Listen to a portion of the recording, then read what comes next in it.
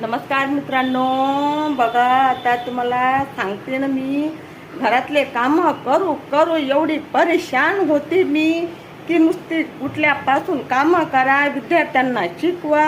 आता बघा मी तुम्हाला एक गोष्ट दाखवतो. स्वयंपाक झाला, जेवलो, खावलो, पेलो आणि आता भांडे किती पडले तर ते भांडे घासायचे तर मला आणि इकडे लाईन पण नव्हती आतापर्यंत. आता लाईन आली, घामात झूप झाली मी.